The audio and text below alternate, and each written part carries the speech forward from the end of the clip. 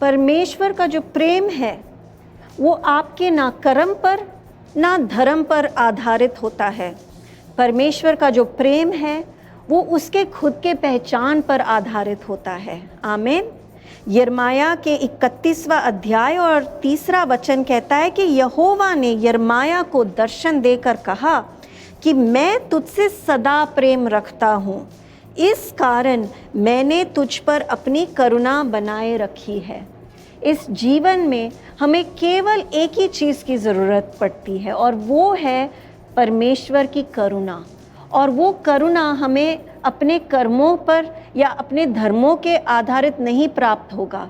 ये जो परमेश्वर की करुणा है वो केवल उसके प्रेम से हमें मिलती है, जो प्रभु यीशु ने हमारे लिए क्रूस पर किया, उसकी वजह से हमें वो करुणा प्राप्त होती है।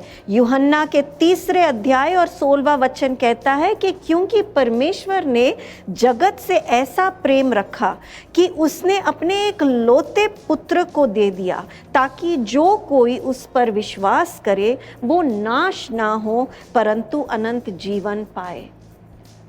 एक ही कंडीशन है अनंत जीवन पाने का, और वो है कि प्रभु यीशु पर विश्वास करें, प्रभु यीशु के पास आए।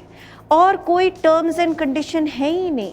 इस दुनिया में हमारे रिश्तों में इतने सारे टर्म्स एंड कंडीशंस होते हैं, चाहे हमारे माँ बाप हो, चाहे हमारे हस्बैंड या वाइफ हो, चाहे हमारी औलाद हो, चाहे हमारे दोस्त हो, चाहे हमारे कोवर्कर्स हो। हर रिश्ते में कोई ना कोई टर्म्स एंड कंडीशंस होते हैं, समझौते होते हैं, उतार चढ़ाव होता है। लेकिन परमेश्वर का प्रेम इस तरह नहीं होता। परमेश्वर का जो प्रेम है आपके प्रति वो अनकंडीशनल है। वो ना तो आपके कर्मों पर आधारित है, ना आपके धार्मिकता पर आधारित है। लेकिन परमेश्वर का जो प्रेम है वो सिर्फ एक ही चीज़ मांगता है कि आप विश्वास में आए प्रभु यीशु के पास, और उसकी जो करुणा है वो आप पर बनाए रखेगा। God's grace will continue to rest upon you. His mercy will continue to rest upon you if you come to Him, if you embrace His love today. प्रभु यीशु आपको आशीष दे। आमीन।